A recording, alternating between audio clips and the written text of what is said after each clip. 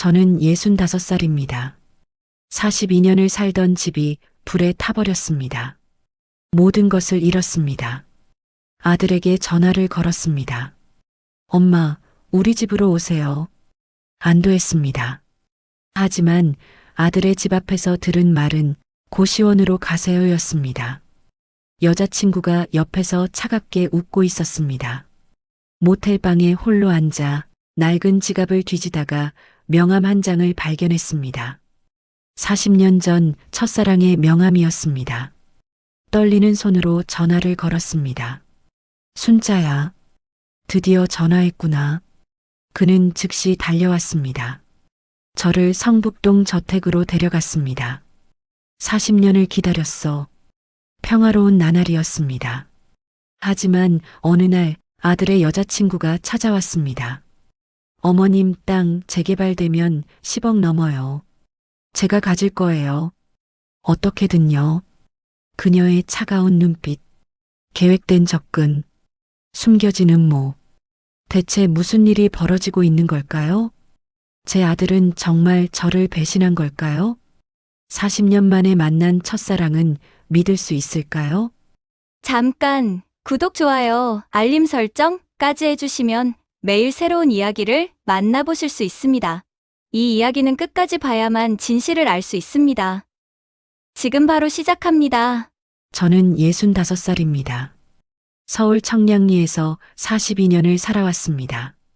남편 김철수와 함께 지은 이 집에서 아들을 키웠고 손주들의 웃음소리를 기다리며 살았습니다. 2025년 10월 16일 수요일, 그날 오후 2시쯤이었습니다. 주방에서 커피를 내리고 있었습니다. 갑자자 이상한 냄새를 맡았습니다.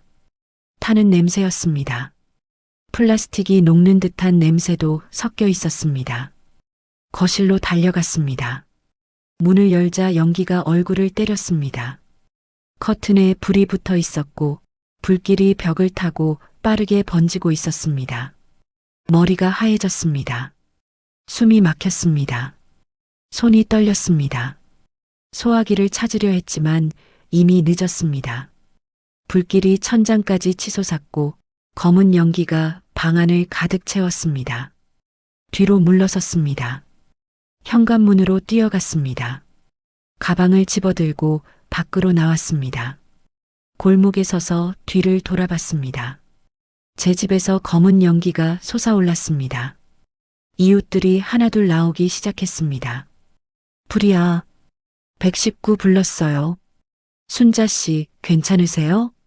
78살 이웃 할머니 박경순 씨가 달려왔습니다. 떨리는 손으로 제 팔을 잡았습니다. 순자야, 다친 데는 없어? 고개를 저었습니다. 말이 나오지 않았습니다. 그저 불타는 집만 바라봤습니다. 10분쯤 지나 소방차가 도착했습니다. 소방관들이 물을 뿌렸지만 이미 집은 반쯤 무너진 상태였습니다. 1시간이 지났습니다. 불은 꺼졌습니다. 하지만 집은 새까맣게 타버렸습니다. 소방관이 다가왔습니다. 얼굴이 그을음으로 더러워진 채였습니다. 거실 콘센트에서 시작된 것 같습니다. 오래된 배선이 합선을 일으킨 듯합니다. 전손입니다. 전손. 모든 것을 잃었다는 뜻이었습니다. 골목 모퉁이에 주저앉았습니다. 42년의 삶이 한순간에 제가 되어버렸습니다. 남편과 함께 마련한 신혼집이었습니다. 아들 민수가 태어나 첫걸음을 뗀 곳이었습니다. 민수가 초등학교 입학식 날 찍은 사진이 벽에 걸려있던 집이었습니다. 남편 철수가 심장마비로 쓰러진 날도, 그를 병원에 실어보낸 것도 이 집 앞이었습니다. 3년 전 그가 세상을 떠난 후 혼자 남아 매일 밤 그의 영정 앞에 앉아 이야기를 나눴던 집이었습니다. 이제 아무것도 남지 않았습니다. 남편의 사진도, 아들의 어린 시절 앨범도, 제가 평생 모은 작은 보석함도 모두 사라졌습니다. 경순 씨가 제 어깨를 두드렸습니다. 순자야, 우리 집에 가서 쉬어. 보험은 들었지? 고개를 끄덕였습니다. 15년 전 집을 지을 때 화재보험에 가입했습니다. 하지만 건물만 5천만 원어치였습니다. 집안 살림이나 물건들은 보험에 들지 않았습니다. 경순 씨 집으로 갔습니다. 따뜻한 차를 한 잔 마셨습니다. 손이 여전히 떨렸습니다. 핸드폰을 꺼냈습니다. 아들 민수에게 전화를 걸었습니다. 5번 신호음이 울린 후 연결됐습니다. 엄마, 민수의 목소리였습니다. 민수야, 목이 메었습니다. 엄마, 왜요? 무슨 일 있어요? 집에 불이 났어. 뭐라고요? 다 타버렸어. 아무것도 안 남았어. 민수가 숨을 크게 들이쉬는 소리가 들렸습니다. 엄마, 다치신 데는 없으세요? 응, 괜찮아. 그런데 지금 어디 계세요? 경순 이모님 댁에 있어. 엄마, 우리 집으로 오세요. 가슴이 따뜻해졌습니다. 아들은 역시 믿을만 했습니다. 정말? 네, 제가 지금 차 가지고 나갈게요. 1시간 안에 갈게요. 거기서 기다리세요. 전화를 끊었습니다. 눈물이 났습니다. 집은 잃었지만 아들이 있었습니다. 경순 씨가 제 손을 꼭 잡았습니다. 다행이다, 순자야. 아들이 있잖아. 1시간쯤 지나 민수가 도착했습니다. 검은색 아반떼를 몰고 왔습니다. 39살 아들은 양복 차림이었습니다. 회사에서 바로 달려온 듯 했습니다. 엄마, 민수가 달려와 쟤를 안았습니다. 엄마, 괜찮으세요? 응, 괜찮아. 민수가 불탄 집을 봤습니다. 얼굴이 굳었습니다. 이게 대체 소방관이 콘센트 합선이래. 민수가 주먹을 쥐었습니다. 보험은요? 5천만 원. 5천만 원으로는 다시 짓기도 힘든데. 알아. 민수가 제 캐리어를 들었습니다. 경순 씨가 급하게 구해준 옷가지 몇 벌이 전부였습니다. 일단 우리 집으로 가요. 거기서 천천히 생각해요. 차에 올라탔습니다. 창밖으로 42년을 산 동네가 지나갔습니다.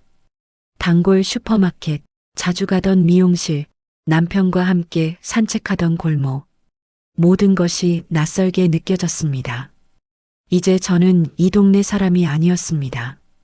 집 없는 사람이었습니다. 민수의 아파트는 송파구 잠실에 있었습니다. 15평짜리 작은 아파트였습니다. 3년 전 민수가 결혼 준비를 할 때 제가 계약금으로 2억 원을 보탰습니다. 남편 철수의 퇴직금과 제 저축을 모두 털어서 준 돈이었습니다. 하지만 민수는 결혼하지 못했습니다. 약혼녀가 다른 남자를 만나 떠났기 때문입니다.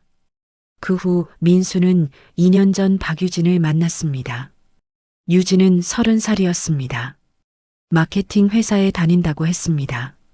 민수와는 9살 차이였지만 둘은 잘 어울려 보였습니다. 아파트 주차장에 차를 세웠습니다. 엘리베이터를 타고 7층에 올라갔습니다. 민수가 문을 열었습니다. 엄마, 들어오세요. 안으로 들어갔습니다. 거실은 깨끗했습니다. 흰색 소파, 유리 테이블, 벽에 걸린 액자 몇 개. 주방에서 여자가 나왔습니다. 박유진이었습니다. 흰색 블라우스에 청바지를 입고 있었습니다. 머리는 단정하게 묶여 있었고 화장은 옅었습니다. 어머님, 유진이 미소 지었습니다. 하지만 눈은 차가웠습니다. 안녕, 유진아.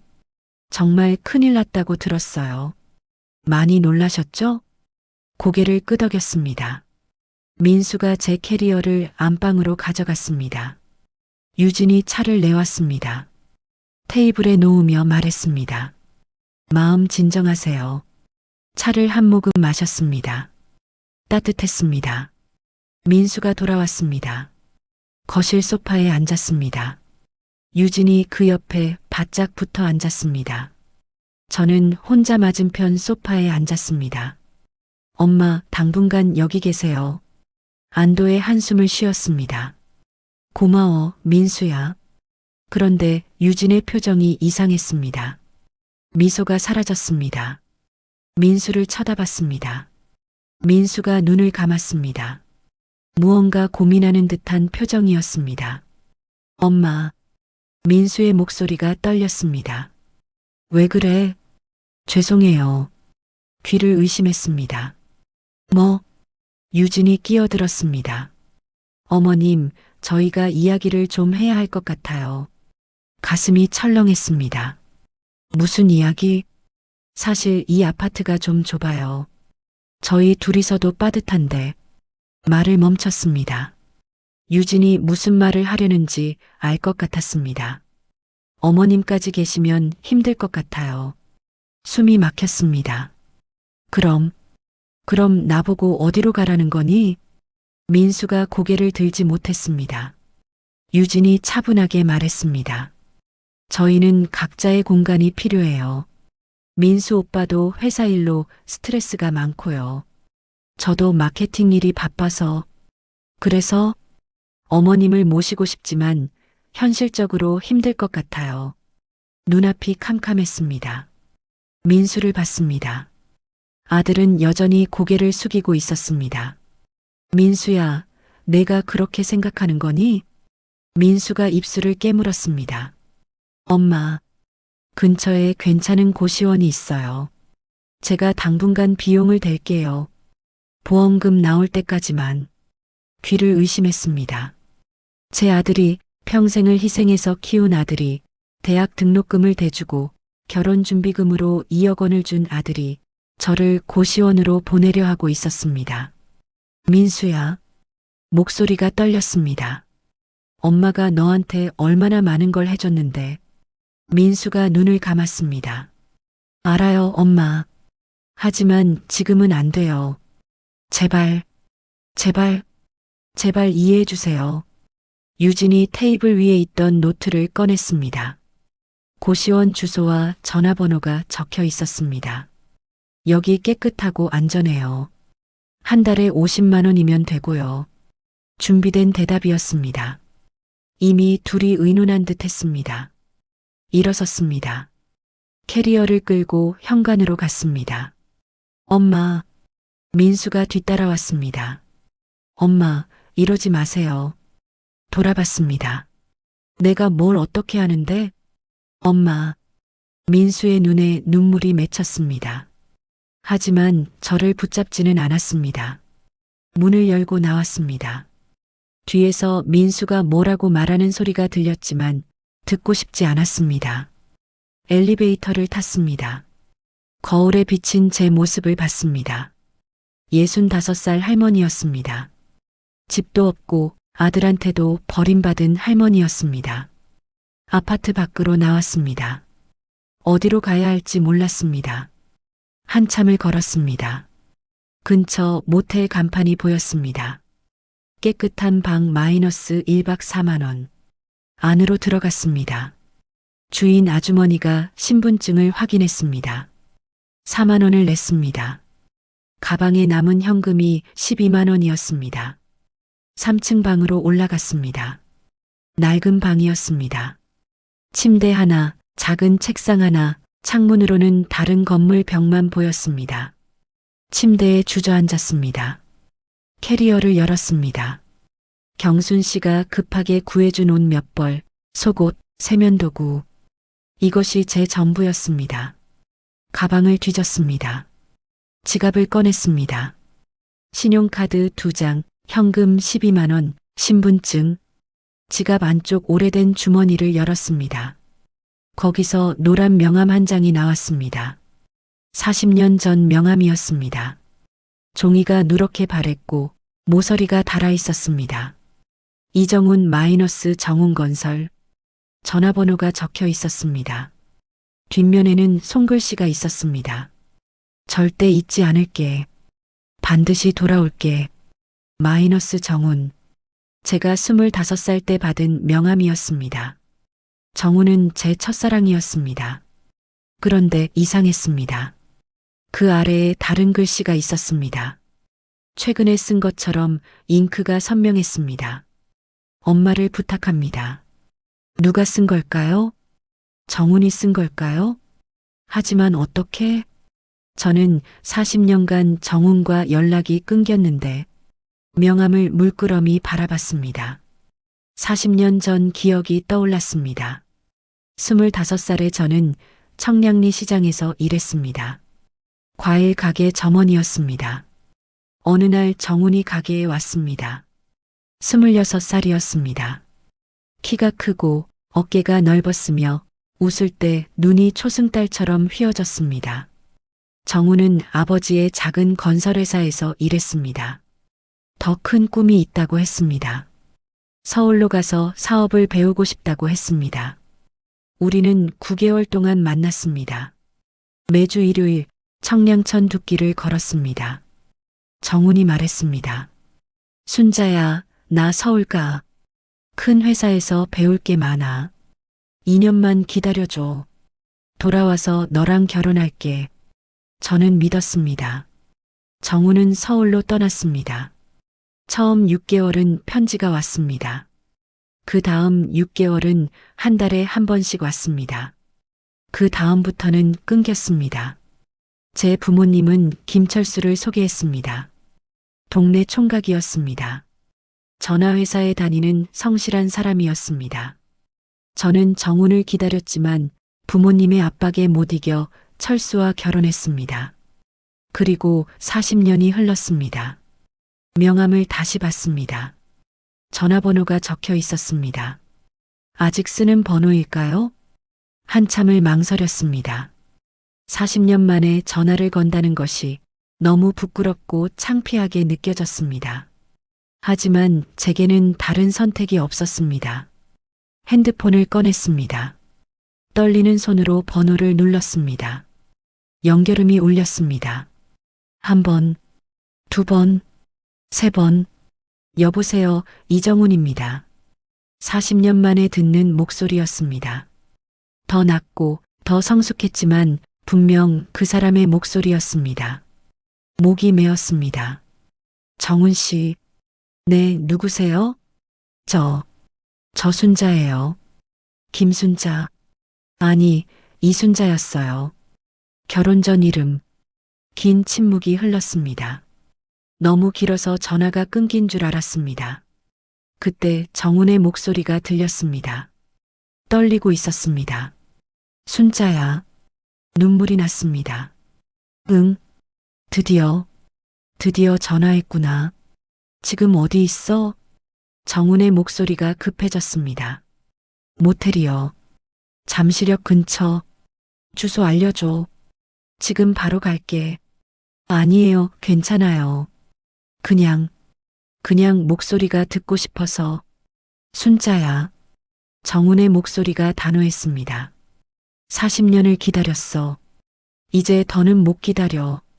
주소 알려줘. 손이 떨렸습니다. 잠시력 3번 출구 앞 선샤인 모텔이요. 30분 안에 갈게. 그냥 거기 있어. 전화가 끊겼습니다. 침대에 앉아 멍하니 있었습니다. 정훈이 온다고 했습니다. 40년 만에 만난다는 게 믿기지 않았습니다. 거울을 봤습니다. 65살 할머니가 서 있었습니다. 흰머리가 반이었고 얼굴에는 주름이 깊게 패였으며 손등에는 나이 반점이 있었습니다. 25살의 그 소녀는 어디 갔을까요? 정훈은 저를 알아볼 수 있을까요? 급하게 씻었습니다. 경순 씨가 구해준 옷 중 가장 괜찮은 걸 꺼냈습니다. 검은색 긴팔 티셔츠와 회색 바지였습니다.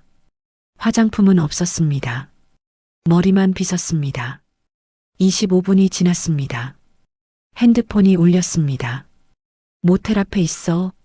창문으로 내다봤습니다. 은색 벤츠 한 대가 서 있었습니다. 차에서 남자가 내렸습니다.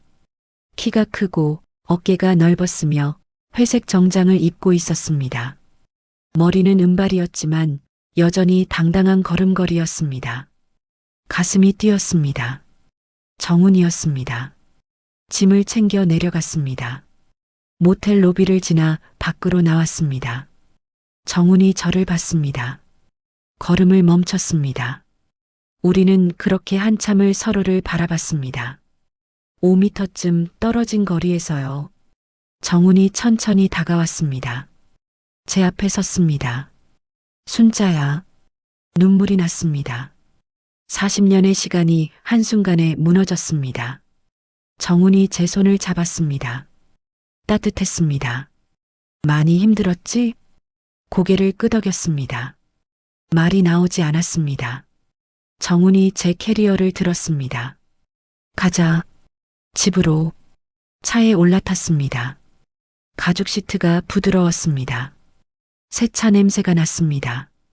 정훈이 운전대를 잡았습니다. 손이 컸고 손목에는 비싼 시계가 차 있었습니다. 어디로 가는 거예요? 내 집. 하지만 염려 마. 아무도 없어. 나 혼자 살아. 차가 출발했습니다. 잠시를 빠져나가 한강을 건넜습니다. 성북구 방향으로 향했습니다. 40년간 뭐 했어? 정훈이 물었습니다. 결혼했어요. 김철수라는 사람이랑. 행복했어? 잠시 생각했습니다. 나쁘지 않았어요. 철수는 성실한 사람이었어요. 아들 하나 낳았고요. 지금은 3년 전에 세상 떠났어요. 정훈이 고개를 끄덕였습니다. 힘들었겠다. 정훈 씨는요? 나. 정훈이 씁쓸하게 웃었습니다. 사업했어. 건설회사. 아버지 회사를 물려받아서 키웠지. 결혼은? 안 했어. 깜짝 놀랐습니다. 왜요? 정훈이 저를 잠깐 봤습니다. 기다렸으니까. 가슴이 뛰었습니다. 저를요? 응. 40년 동안요? 40년 동안. 믿을 수 없었습니다. 바보 같은 짓이었죠? 정훈이 웃었습니다. 아마도. 하지만 후회는 안 해. 성북동에 도착했습니다. 좁은 골목을 따라 올라갔습니다. 높은 담장들이 이어졌고 큰 나무들이 길을 덮고 있었습니다. 정훈의 집 앞에 섰습니다. 철문이 자동으로 열렸습니다. 안으로 들어가자 넓은 정원이 나왔습니다. 잔디밭이 펼쳐져 있었고 꽃들이 가지런히 심어져 있었으며 작은 연못도 있었습니다. 저택은 2층이었습니다. 회색 벽돌에 큰 창문들이 햇빛을 받아 반짝였습니다. 차에서 내렸습니다. 입이 벌어졌습니다. 여기가 정훈 씨 집이에요? 응. 혼자 살기엔 너무 크지 않아요? 정훈이 슬프게 웃었습니다. 그래서 외로웠어. 집 안으로 들어갔습니다. 현관부터 넓었습니다. 대리석 바닥이 깔려 있었고 벽에는 그림들이 걸려 있었습니다. 거실은 더 넓었습니다. 천장이 높았고 큰 소파들이 놓여 있었으며 창으로는 정원이 보였습니다. 앉아. 소파에 앉았습니다. 너무 푹신해서 몸이 푹 빠졌습니다. 정훈이 주방으로 갔습니다. 잠시 후 커피를 들고 왔습니다. 고마워요. 커피를 한 모금 마셨습니다. 따뜻하고 부드러웠습니다. 여기서 지내? 네. 당분간. 아니, 원하는 만큼. 하지만 염려할 거 없어. 방은 많아. 2층 객실 하나 쓰면 돼. 눈물이 났습니다. 왜 이렇게까지? 정훈이 제 손을 잡았습니다. 40년을 기다렸다고 했잖아. 이제 보내고 싶지 않아. 며칠이 지났습니다. 정훈의 집에는 가정부 한 분이 있었습니다. 50대 중반의 김선희 씨였습니다. 일주일에 3일 나와서 청소와 요리를 했습니다. 저는 2층 객실을 썼습니다. 침대가 크고 화장실에는 욕조가 있었으며 작은 거실도 딸려 있었습니다. 창밖으로는 정원이 보였습니다. 아침마다 새들이 지저귀는 소리에 눈을 떴습니다. 모든 게 꿈 같았습니다. 일주일 전만 해도 청량리 낡은 집에 살았는데 이제는 성북동 저택에 있었습니다. 정우는 매일 아침 출근했습니다. 회사는 강남에 있었습니다. 저녁 7시쯤 돌아왔습니다. 함께 저녁을 먹었습니다. 선희 씨가 해놓은 음식이었습니다. 식사 후에는 거실에서 차를 마시며 이야기를 나눴습니다. 40년간의 이야기를요. 어느 날 저녁이었습니다. 정훈이 늦게 들어왔습니다. 서류 가방을 들고 있었습니다. 회사 일이 밀렸어. 집에서 좀 봐야 할 것 같아. 그럼 저는 방으로 갈게요. 아니, 같이 있어도 돼. 서재에서 볼 테니까. 정훈은 1층 서재로 들어갔습니다. 저는 거실에서 책을 읽었습니다. 1시간쯤 지났을까요? 정훈이 서재에서 나왔습니다. 순자야, 물 좀 가져다 줄래? 네. 주방에서 물을 따라 서재로 갔습니다. 문을 열고 들어갔습니다. 서재는 넓었습니다. 한쪽 벽 전체가 책장이었고 큰 책상이 가운데 놓여 있었습니다. 책상 위에는 서류들이 쌓여 있었습니다. 여기 물을 건넸습니다. 고마워. 정훈이 물을 마셨습니다. 서류가 많네요. 응, 새 프로젝트 때문에. 제 시선이 책상 위 서류로 갔습니다. 맨 위 서류에 이름 목록이 있었습니다. 정훈건설 마이너스 직원 명단. 쭉 훑어봤습니다. 그런데 한 이름이 눈에 들어왔습니다. 박유진 마이너스 비서실. 심장이 철렁했습니다. 박유진? 민수의 여자친구? 아니에요. 흔한 이름이에요. 다른 사람일 거예요. 하지만 가슴이 불안했습니다. 왜 그래? 정훈이 물었습니다. 아무것도 아니에요. 웃으며 말했습니다. 그럼 쉬세요. 저는 방으로 갈게요. 응, 잘 자. 방으로 돌아왔습니다. 침대에 누웠습니다. 박유진. 민수의 여자친구 이름도 박유진. 정훈 회사 비서실 직원 이름도 박유진. 우연일까요? 아니에요. 한국에 박유진이 얼마나 많은데요. 제가 너무 예민한 거예요. 하지만 잠이 오지 않았습니다. 다음 날 아침이었습니다. 정훈이 출근 준비를 하고 있었습니다. 넥타이를 매며 말했습니다. 오늘 늦을 것 같아. 저녁 9시쯤 들어올게.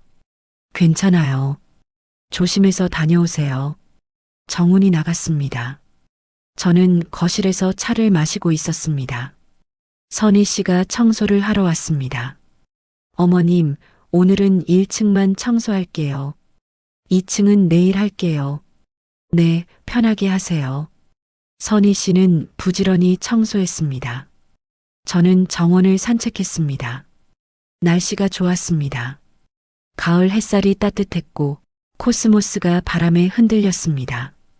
핸드폰이 울렸습니다. 민수였습니다. 또 전화를 걸었습니다.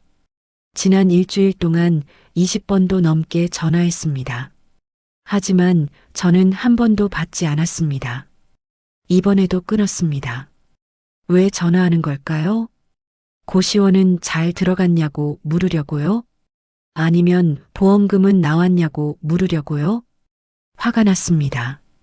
더 이상 아들과 이야기하고 싶지 않았습니다. 저녁이었습니다. 정훈이 약속대로 9시에 들어왔습니다. 피곤해 보였습니다. 힘드셨어요? 응, 좀. 제가 차 끓일게요. 주방으로 갔습니다. 차를 끓여 거실로 가져왔습니다. 정훈이 소파에 앉아 있었습니다. 넥타이를 풀고 재킷을 벗어놓은 채였습니다. 여기. 차를 건넸습니다. 고마워. 정훈이 차를 마셨습니다. 한숨을 쉬었습니다. 요즘 프로젝트가 복잡해. 청량리 재개발 건인데. 귀가 번쩍 뛰었습니다. 청량리요? 응. 구역 일대를 재개발하는 거야. 우리 회사가 참여하고 있어. 제가 살던 동네도 포함돼요? 어디 살았는데? 청량리 3가 89번지요. 정훈이 잠시 생각했습니다. 그 지역은 포함될 것 같은데 아직 확정은 아니지만 가슴이 두근거렸습니다. 그럼 땅값이 오르겠네요. 많이 오를 거야. 지금 5억 정도 하는 땅이 10억은 될 거야. 숨이 막혔습니다. 제 땅이 10억? 보험금 5천만 원 받고 끝인 줄 알았는데 땅이 10억이 될 수도 있다고요? 순자야, 괜찮아? 네. 땅 소유권은 내가 가지고 있지? 네, 제 이름으로 되어 있어요. 그럼 재개발 확정되면 보상받을 수 있어. 걱정하지 마. 고개를 끄덕였습니다. 그런데 이상한 생각이 들었습니다. 민수의 여자친구 유진. 그녀가 정훈 회사 비서실에서 일한다면 이 재개발 정보를 알고 있을까요? 제 땅이 10억이 될 거라는 걸 알고 있을까요? 그래서 민수에게 접근한 걸까요? 아니에요. 제가 너무 의심이 많은 거예요. 하지만 마음 한구석이 불안했습니다. 정훈 씨, 응? 회사 비서실에 박유진이라는 사람 있어요? 정훈이 고개를 갸웃했습니다. 박유진? 있는 것 같은데 왜? 아니에요. 그냥 더 물어보고 싶었지만 이상한 사람으로 보일까봐 참았습니다. 피곤하면 먼저 쉬어. 응, 그럴게. 방으로 돌아왔습니다. 침대에 누웠지만 잠이 오지 않았습니다. 너무 많은 우연이었습니다.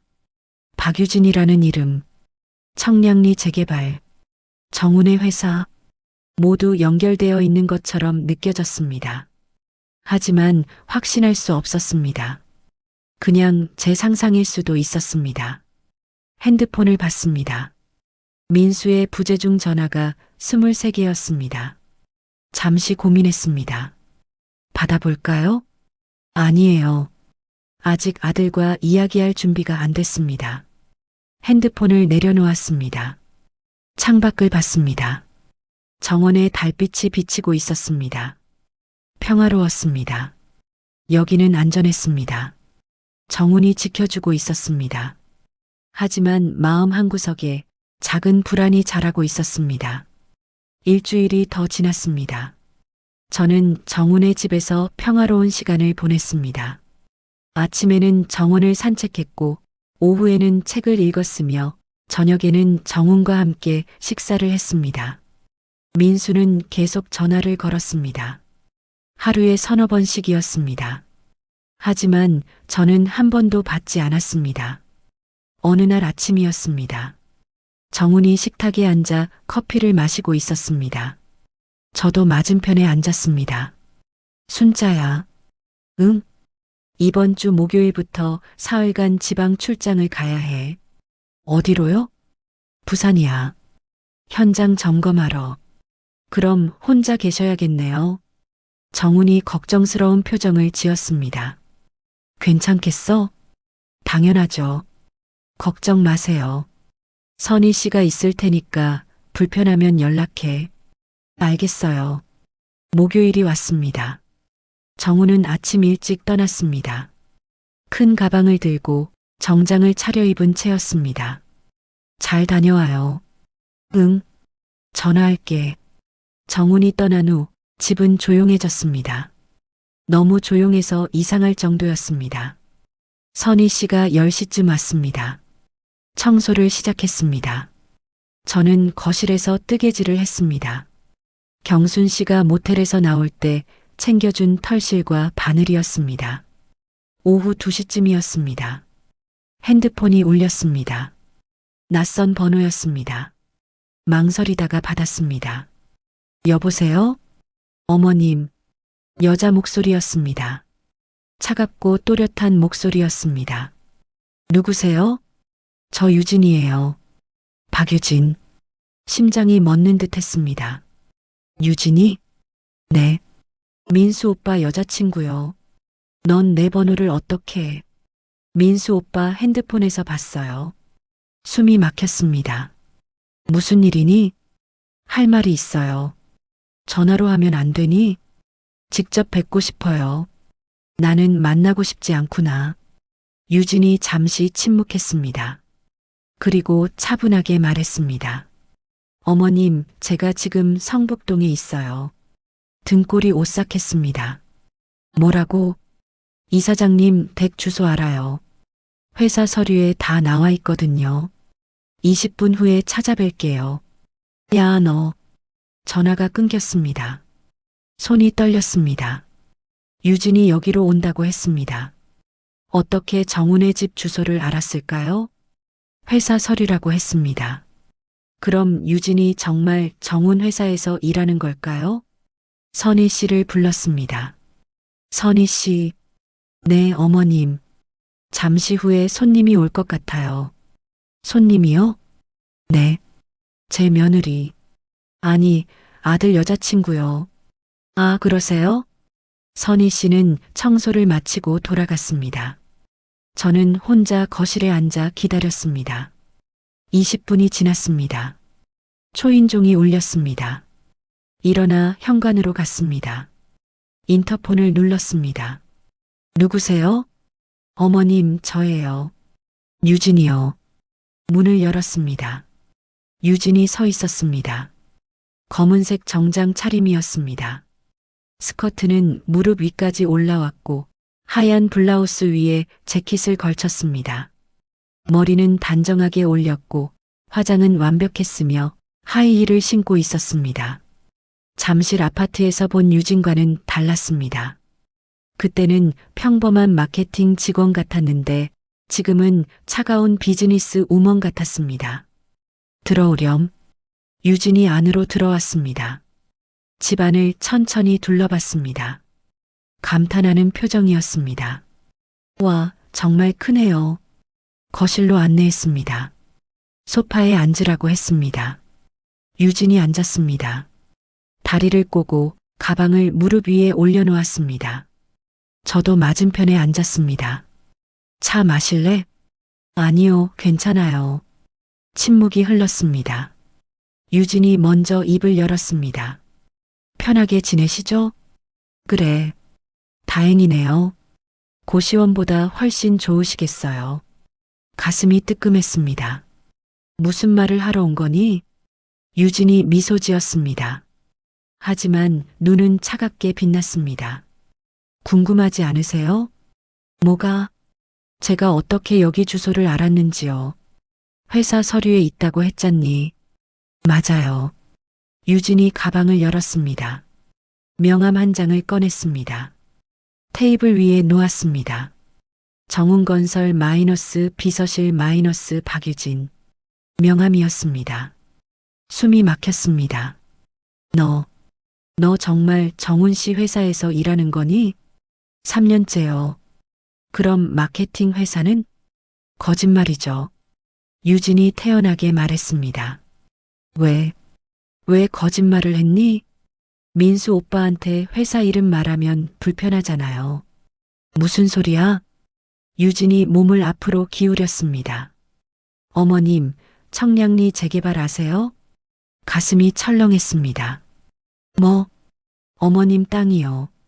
청량리 3가 89번지. 넌 그걸 어떻게 아니? 유진이 웃었습니다. 제가 비서실에서 일하잖아요. 이사장님 서류 다 지나가요. 재개발 프로젝트 서류도요. 머리가 복잡해졌습니다. 그래서 어머님 땅 재개발되면 보상금 10억 넘어요. 내가 왜 그 얘길? 유진이 테이블에 팔을 올렸습니다. 제 눈을 똑바로 봤습니다. 6개월 전에 알았어요. 서류를 정리하다가요. 그게 나랑 무슨 상관이니? 상관 많죠. 유진이 가방에서 서류 한 장을 더 꺼냈습니다. 제게 건넸습니다. 이거 보세요. 받아서 봤습니다. 토지 등기부등본이었습니다. 제 이름이 적혀 있었습니다. 소유자 김순자 구 이순자. 이걸 어떻게? 회사 자료실에서 복사했죠. 등골이 오싹했습니다. 너 대체 뭘 하려는 거니? 유진이 서류를 도로 가져갔습니다. 가방에 넣으며 말했습니다. 처음엔 민수 오빠를 만날 생각 없었어요. 그럼 어머님을 직접 만나려고 했죠. 하지만 그럼 의심받잖아요. 그래서 내 아들한테 접근한 거니? 유진이 고개를 끄덕였습니다. 6개월 전부터 계획했어요. 민수 오빠 직장 앞에서 우연을 가장에 만났죠. 커피를 쏟는 척 하면서요. 온몸에 소름이 돋았습니다. 넌 처음부터 내 아들을 이용한 거구나. 이용이라니, 그렇게까지는. 유진이 어깨를 으쓱했습니다. 사랑도 좀 했어요. 진짜로. 민수 오빠 착하잖아요. 그래서 우리 집 화재가 났을 때 말이 막혔습니다. 유진이 제 말을 받았습니다. 절호의 기회였죠. 뭐라고? 어머님이 집을 잃으셨잖아요. 갈 곳이 없으셨고요. 그때 민수 오빠가 모시려고 했어요. 그래서 내가 막은 거니? 당연하죠. 유진의 얼굴에서 미소가 사라졌습니다. 차가운 표정이었습니다. 어머님이 저희 집에 오시면 불편하잖아요. 제 계획이 틀어지고요.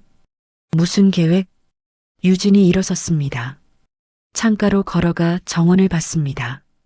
원래는 어머님을 고시원으로 보내려고 했어요. 그럼 고립되시잖아요. 의지할 데도 없고요. 그래서 유진이 돌아서서 저를 봤습니다. 그 상태에서 제가 친절하게 다가가는 거죠. 어머님 힘들어 하시니까 도와드린다고요. 땅 문제도 제가 알아보겠다고요. 이해가 됐습니다. 그리고 내 신뢰를 얻어서 땅을 빼앗으려고 유진이 박수를 쳤습니다. 역시 똑똑하시네요. 넌 정말. 말이 나오지 않았습니다. 유진이 다시 소파로 왔습니다. 제 옆에 앉았습니다. 너무 가까웠습니다. 하지만 계획이 틀어졌어요. 뭐? 어머님이 이사장님한테 온 거요. 유진의 목소리에 짜증이 섞였습니다. 도대체 어떻게 이사장님을 아세요? 대답하지 않았습니다. 유진이 제 얼굴을 뚫어지게 봤습니다. 옛날 인연이에요? 침묵했습니다. 유진이 한숨을 쉬었습니다.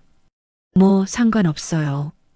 어차피 이사장님은 곧 출장 가시잖아요. 넌 그것까지 어떻게. 비서실이잖아요. 이사장님 스케줄 다 알아요. 유진이 일어섰습니다. 가방을 들었습니다.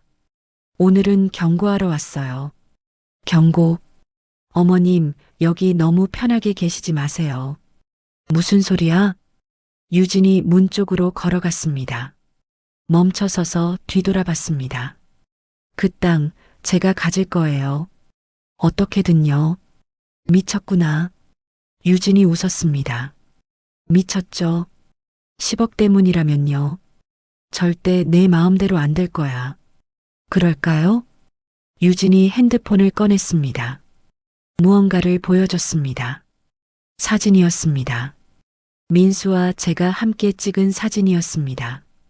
민수가 어렸을 때요. 이거 귀엽죠? 민수 오빠 어릴 때. 그걸 어디서? 민수 오빠 집에서 찍었어요. 앨범이 많더라고요.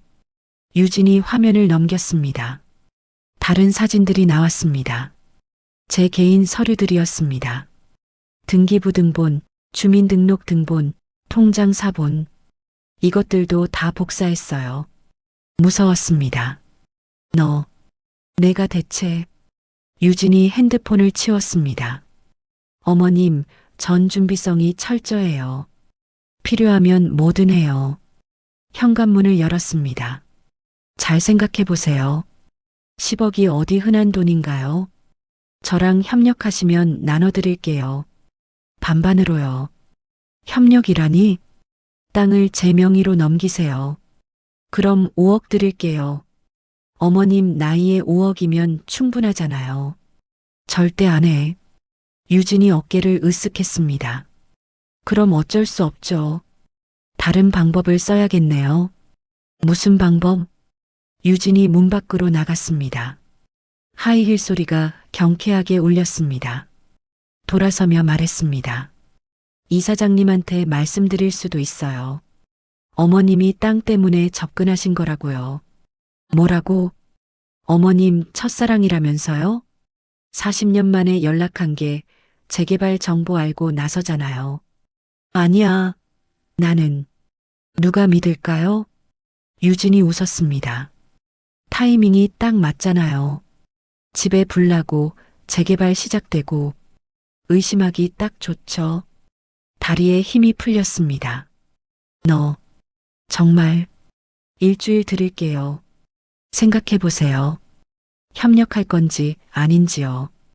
유진이 정원을 가로질러 걸어갔습니다. 철문이 열리고 그녀가 사라졌습니다. 주저앉았습니다. 현관 바닥에 그대로 앉아버렸습니다. 온몸이 떨렸습니다. 유진. 그 여자가 모든 걸 계획했다는 게 믿기지 않았습니다. 민수에게 접근한 것도 저를 고시원으로 보내려 한 것도 모두 제 땅 때문이었습니다. 그리고 이제는 정훈까지 이용하려 합니다. 정훈한테 거짓말을 하겠다고 했습니다. 제가 돈 때문에 접근했다고요. 정훈이 믿을까요? 40년 만에 연락한 타이밍이 재개발 시작과 겹친다는 걸요? 아니에요. 정훈은 저를 믿어줄 거예요. 하지만 의심의 씨앗은 심어질 겁니다. 작은 의심이라도요.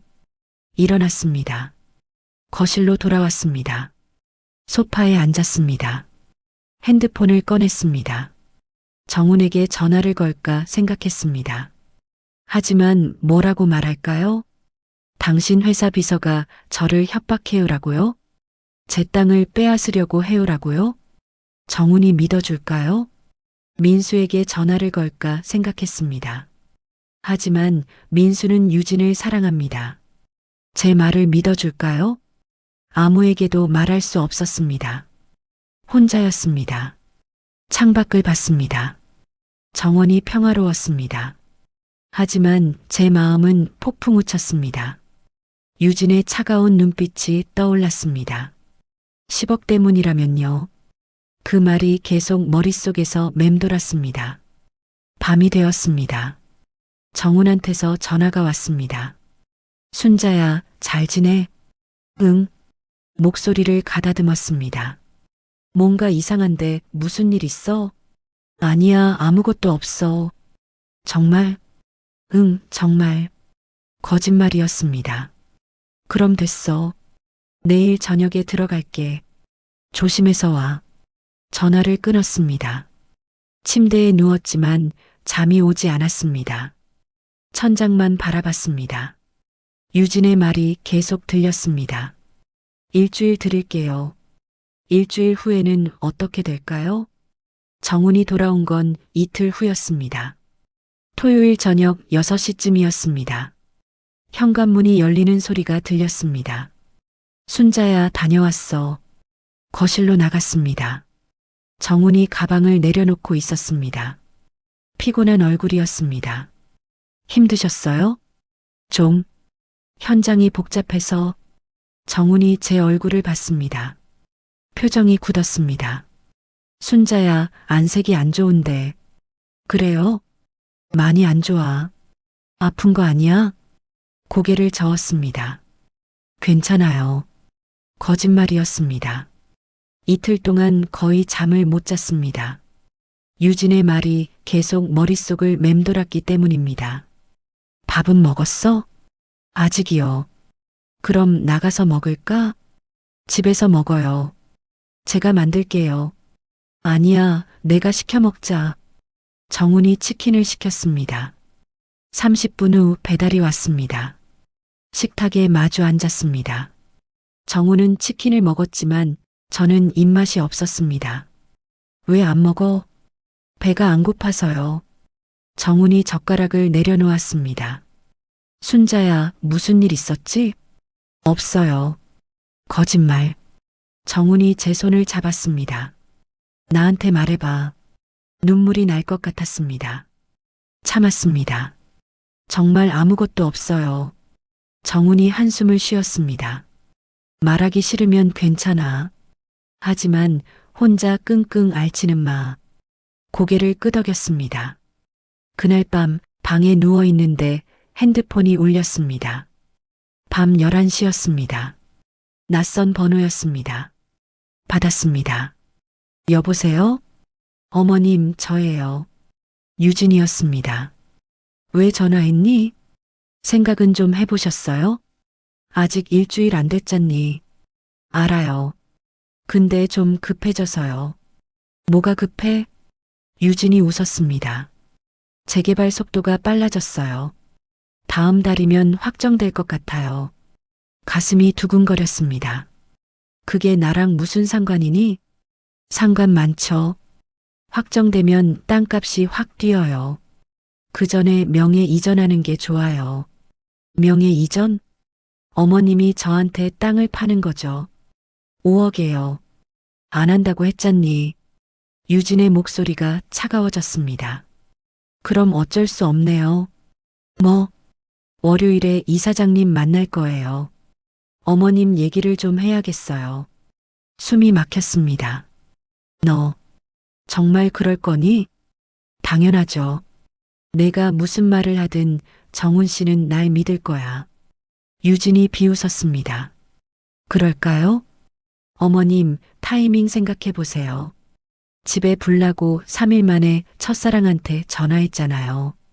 40년 동안 연락 없다가요. 그건, 그리고 재개발 시작 시점이랑 딱 맞아요. 의심하기 딱 좋죠. 정훈 씨는 그런 사람 아니야. 사람은 다 의심해요. 특히 돈 문제는요. 전화를 끊고 싶었습니다. 하지만 유진이 계속 말했습니다. 그리고 민수 오빠도 있잖아요. 민수가 왜? 민수 오빠한테도 말할 거예요. 어머니가 땅 팔 생각 없으시대요. 우리 결혼 자금 좀 도와달라고 했는데 거절당했대요. 뭐라고? 민수 오빠는 절 사랑해요. 제 말을 믿을 거예요. 온몸이 떨렸습니다. 넌 정말 악마구나. 유진이 웃었습니다. 악마라니 그냥 현실적인 거죠. 어머님, 마지막으로 한 번 더 물을게요. 5억 받고 땅 넘기실 거예요? 아니면 모든 걸 잃으실 거예요? 모든 걸 잃는다니? 이사장님도 잃고 아들도 잃고 땅도 못 지키고 어머님 혼자 남는 거죠. 눈물이 났습니다. 왜 이러는 거니? 10억 때문이라고 했잖아요. 하지만 그건 내 땅이야. 지금은요. 하지만 월요일 이후엔 모르죠. 무슨 소리야? 유진이 심각한 목소리로 말했습니다. 어머님, 혹시 치매 진단서 위조하는 게 얼마나 쉬운지 아세요? 등골이 오싹했습니다. 뭐, 65이면 충분히 가능해요. 그리고 민수 오빠가 후견인이 되면요. 땅 처분권이 민수 오빠한테 가죠. 내가 감히. 민수 오빠는 제 말을 들을 거예요. 사랑하니까요. 전화를 끊어버렸습니다. 핸드폰을 던지고 싶었습니다. 하지만 참았습니다. 생각해야 했습니다. 유진의 말이 사실일까요? 치매 진단서를 위조할 수 있을까요? 민수가 정말 그녀 말을 들을까요? 아니에요.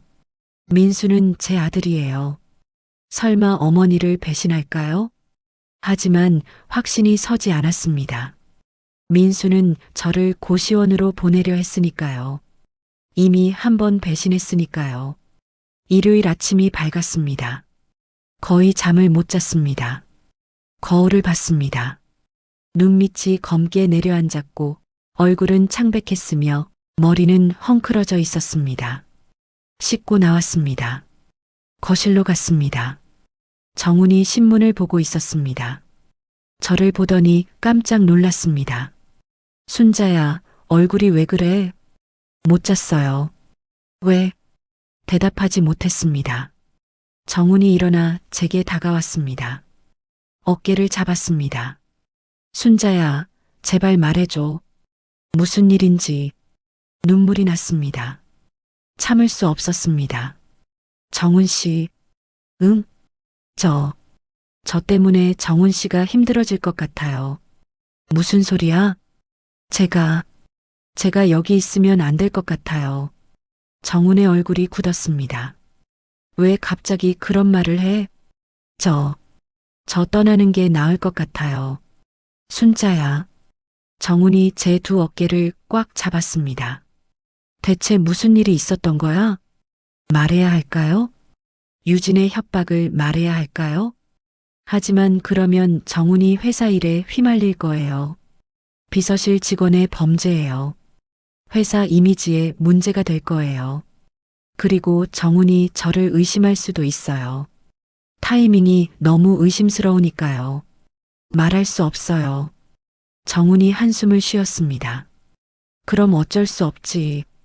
정훈이 저를 안았습니다. 따뜻한 품이었습니다. 순자야, 말하기 싫으면 안 해도 돼.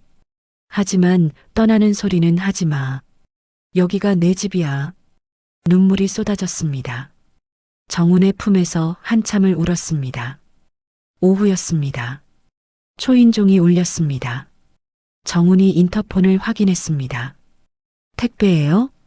고개를 저었습니다. 아니요. 정훈이 문을 열었습니다.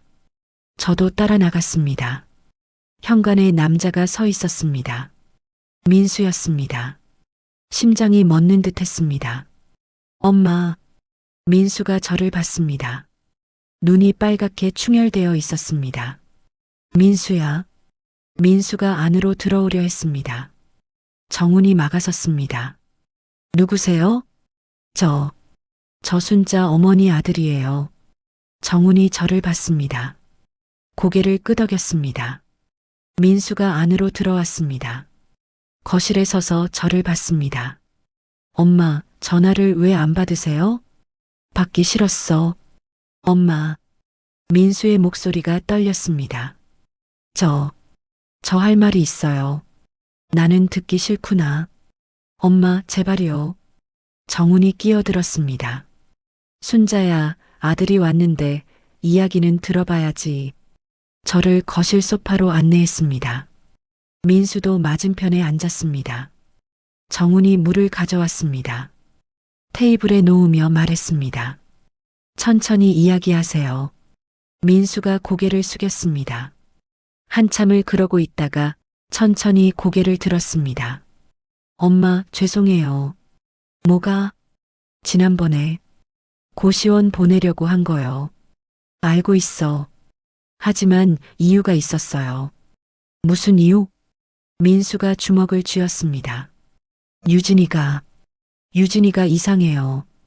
귀가 번쩍 뜨였습니다. 이상하다니? 지난 6개월 동안 계속 느꼈어요. 뭔가 숨기고 있다는 걸요. 가슴이 두근거렸습니다. 그래서 지난주에 유진이 핸드폰을 몰래 봤어요. 왜? 확인하고 싶었어요. 제 의심이 맞는지요. 민수가 자기 핸드폰을 꺼냈습니다. 사진들을 보여줬습니다. 유진의 카카오톡 대화 내역이었습니다. 누군가와 나눈 대화였습니다. 청량리 땅 정보 확인했어? 응, 10억 넘어. 확실해. 어머니 명의야?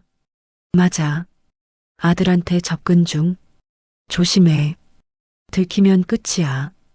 걱정 마. 완벽하게 할게. 숨이 막혔습니다. 이게 뭐니? 민수가 눈물을 흘렸습니다. 유진이가 처음부터 엄마 땅을 노리고 저한테 접근한 거예요. 머리가 하얘졌습니다. 그럼 넌 알고 있었던 거니? 한 달 전에 알았어요. 한 달 전? 네. 그럼 왜 말 안 했어? 민수가 주먹으로 이마를 쳤습니다. 바보 같았어요. 유진이한테 따졌어야 했는데. 왜 안 따졌니? 무서웠어요. 뭐가? 민수가 떨리는 목소리로 말했습니다. 유진이가 엄마를 해칠까 봐요. 온몸이 얼어붙었습니다. 해친다고? 유진이 친구 중에 이상한 사람들이 있어요. 조직 같은데 연결된 사람들이요. 그게 무슨? 민수가 다른 사진을 보여줬습니다. 유진이 문신한 남자들과 술을 마시는 사진이었습니다. 이 사람들이에요. 유진이가 술 취해서 말했어요. 필요하면 이 오빠들이 도와준다고요. 정훈이 사진을 봤습니다. 얼굴이 굳었습니다. 이거 진짜예요? 민수가 고개를 끄덕였습니다. 그래서 엄마를 멀리 보내려고 했어요. 고시원이라도요. 유진이한테서 떨어뜨려야 한다고 생각했어요. 눈물이 났습니다. 그럼 넌 날 버린 게 아니었구나. 절대 아니에요, 엄마. 민수가 무릎을 꿇었습니다. 엄마를 지키려고 그랬어요. 하지만 방법이 틀렸어요. 죄송해요. 정훈이 입을 열었습니다. 그럼 이사장님한테 전화한 것도 민수가 정훈을 봤습니다. 네, 제가 했어요. 뭐? 명함 뒷면에 엄마를 부탁합니다 쓴 것도 저예요. 가슴이 뜨거워졌습니다. 내가 6년 전에 엄마가 말씀하셨잖아요. 첫사랑이 건설회사 사장이 됐다고요. 이름이 이정훈이라고요. 그래서 찾아낸 거니? 네. 유진이 회사가 정훈건설이라는 걸 알았어요. 우연이 아니었어요. 정훈이 놀란 표정을 지었습니다. 그럼 순자가 나한테 전화한 것도 민수가 고개를 저었습니다. 아니요. 그건 엄마가 스스로 하신 거예요. 저는 그냥 명함에 메모만 남겼어요. 엄마가 언젠가 발견하시길 바라면서요. 왜 나한테 직접 연락 안 했어? 유진이가 제 핸드폰을 계속 확인해요. 통화 기록, 문자 다요. 정훈이 한숨을 쉬었습니다. 그래서 어머니를 여기 보낸 거군요. 네. 이사장님이라면 엄마를 지켜주실 거라 믿었어요. 민수가 다시 저를 봤습니다. 엄마, 정말 죄송해요. 제가 더 용감했어야 했는데. 일어나 민수를 안았습니다. 괜찮아, 괜찮아. 엄마가 오해했어. 민수가 제 품에서 울었습니다. 39살 어른이 어린아이처럼 울었습니다. 정훈이 조용히 말했습니다. 그럼 박유진 씨는 지금 어디 있나요? 민수가 얼굴을 들었습니다. 집에 있을 거예요. 증거는 더 있나요? 네, 더 있어요. 민수가 핸드폰을 보여줬습니다. 녹음 파일이었습니다. 재생했습니다. 유진의 목소리가 들렸습니다. 땅만 빼앗으면 돼. 2억은 내 거야. 그 늙은이는 요양원이나 쳐넣으면 끝이고 온몸에 소름이 돋았습니다. 정훈이 심각한 표정을 지었습니다. 이거 경찰에 신고해야겠어요. 민수가 고개를 끄덕였습니다. 네, 그러려고요. 정훈이 저를 봤습니다. 순자야, 괜찮아? 고개를 끄덕였습니다. 하지만 온몸이 떨렸습니다. 유진. 그 여자가 정말로 저를 요양원에 쳐넣으려 했다니. 민수가 제 손을 꽉 잡았습니다. 엄마, 제가 지킬게요. 이제 괜찮아요. 눈물이 났습니다. 안도의 눈물이었습니다. 제 아들은 저를 배신하지 않았습니다. 오히려 저를 지키려 했습니다. 하지만 한편으로는 무서웠습니다. 유진이 얼마나 치밀하게 계획했는지, 얼마나 악랄한 사람인지. 정훈이 경찰에 전화를 걸었습니다. 여보세요, 신고하려고요. 이제 끝날까요? 유진이 잡힐까요? 하지만 마음 한구석이 여전히 불안했습니다. 정훈이 경찰과 통화를 마쳤습니다. 30분 안에 올 거래요. 민수가 고개를 끄덕였습니다. 증거는 제가 다 준비했어요. 민수가 가방을 열었습니다. 안에서 서류 뭉치를 꺼냈습니다. 유진의 카카오톡 대화 내역을 출력한 것이었고 녹음 파일을 저장한 USB도 있었으며 유진이 회사 서류를 불법으로 복사한 증거도 있었습니다. 이 정도면 충분할 거예요. 정훈이 서류들을 봤습니다. 심각한 표정이었습니다. 회사 기밀 유출도 포함되어 있네요. 죄송해요, 이사장님. 아니에요. 잘하셨어요. 저는 소파에 앉아 두 사람을 봤습니다. 아들과 첫사랑이 저를 지키기 위해 함께 일하고 있었습니다. 가슴이 뜨거워졌습니다. 엄마, 괜찮으세요? 민수가 제 옆에 앉았습니다. 응, 괜찮아. 정말 죄송해요. 진작 말씀드렸어야 했는데.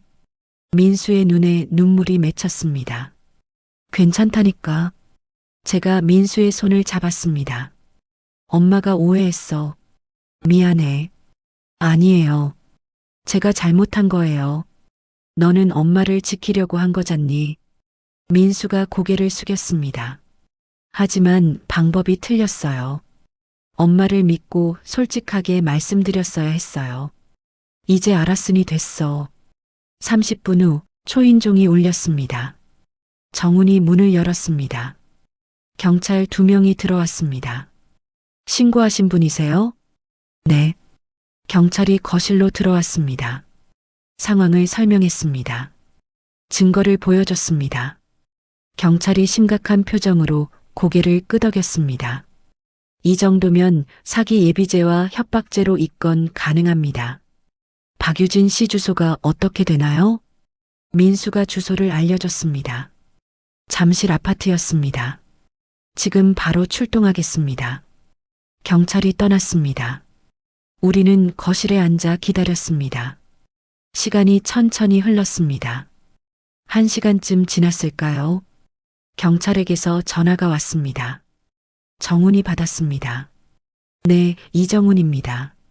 잠시 듣더니 고개를 끄덕였습니다. 네, 알겠습니다. 감사합니다. 전화를 끊었습니다. 박유진 씨 체포했대요. 가슴이 철렁했습니다. 안도감과 함께 이상한 공허함이 밀려왔습니다. 저항은 안 했대요. 오히려 태연하게 나왔다고 하네요. 민수가 한숨을 쉬었습니다. 그 사람답네요. 내일 경찰서에 가서 진술해야 해요. 네, 알겠습니다. 그날 밤 저는 잠을 이루지 못했습니다. 유진의 차가운 눈빛이 계속 떠올랐습니다. 왜 그렇게까지 했을까요? 10억 때문이라고 했지만 정말 돈만이 이유였을까요? 다음 날 아침 우리는 경찰서로 갔습니다. 정훈과 민수와 저 셋이 함께였습니다. 진술실에서 경찰이 질문했습니다. 처음부터 끝까지 설명했습니다. 화재가 난 날부터 민수의 집에서 거절당한 일, 유진이 찾아와 협박한 일, 모든 것을요. 진술이 끝났습니다. 경찰이 말했습니다. 박유진 씨는 여죄가 더 있을 것 같습니다. 다른 피해자들도 있는 것으로 보여요. 다른 피해자요? 네. 비슷한 수법으로 노인 3명에게 접근했던 기록이 나왔어요. 온몸에 소름이 돋았습니다. 그럼 저만이 아니었던 거예요? 그런 것 같습니다. 전문적으로 재개발 정보를 이용해 범죄를 저지른 걸로 보입니다. 민수가 얼굴이 새하얗게 질렸습니다. 그럼 저도 이용당한 거네요. 경찰이 고개를 끄덕였습니다. 네, 피해자이십니다. 경찰서를 나왔습니다. 밖은 화창했습니다. 햇살이 따뜻했지만 마음은 복잡했습니다. 정훈이 제 어깨를 감싸줬습니다. 이제 끝났어. 응. 힘들었지? 고개를 끄덕였습니다. 민수가 멀찍이 서 있었습니다. 고개를 숙인 채였습니다. 민수야. 제가 불렀습니다. 민수가 고개를 들었습니다. 눈이 빨갛게 충혈되어 있었습니다.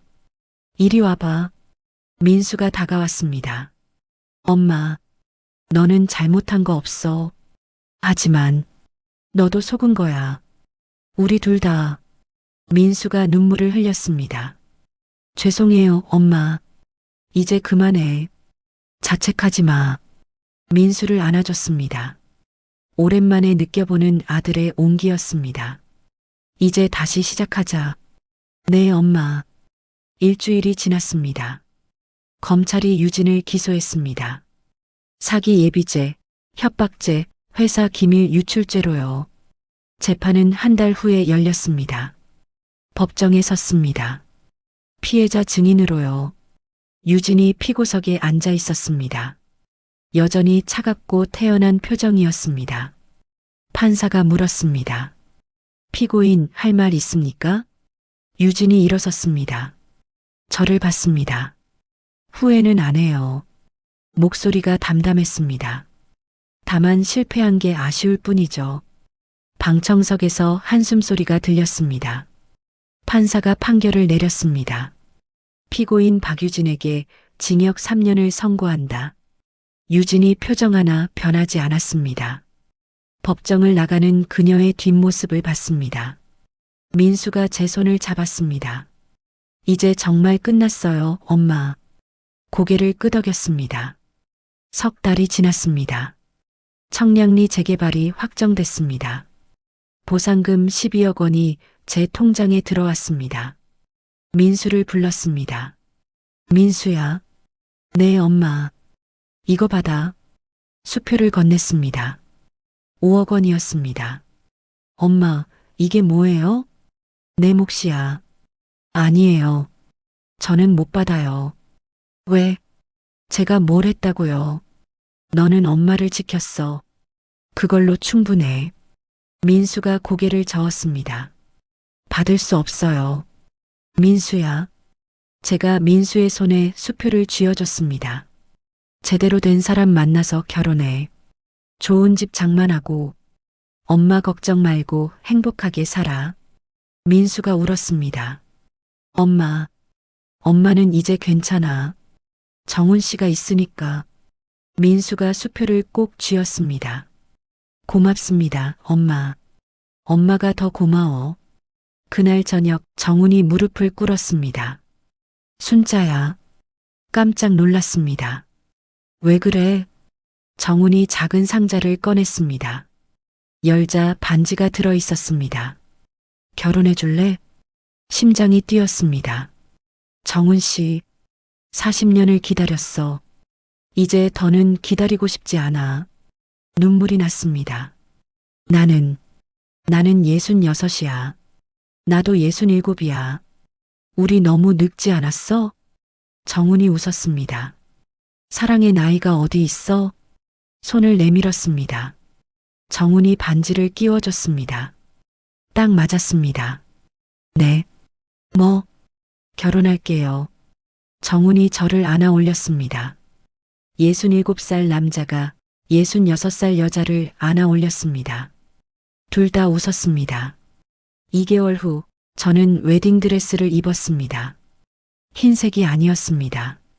연한 하늘색이었습니다. 66살에 어울리는 색이었습니다. 성북동 저택 정원에서 결혼식이 열렸습니다. 손님은 20명 정도였습니다.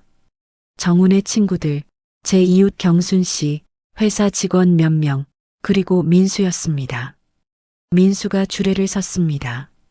신랑 이정훈과 신부 김순자는 민수의 목소리가 떨렸습니다.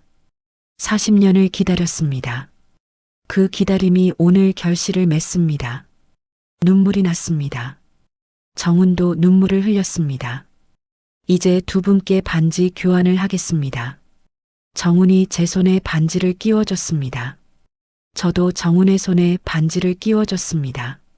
선서하시겠습니까? 네. 우리는 함께 대답했습니다. 부부가 되신 것을 축하드립니다. 박수 소리가 울렸습니다. 정훈이 제 손을 잡았습니다. 함께 정원을 걸었습니다. 코스모스가 바람에 흔들렸고 가을 햇살이 따뜻했으며 새들이 노래했습니다. 행복해? 정훈이 물었습니다. 응, 너무. 나도. 민수가 멀리서 미소 지으며 지켜봤습니다. 제가 손을 흔들자 민수도 손을 흔들었습니다. 이제 모든 게 제자리를 찾았습니다.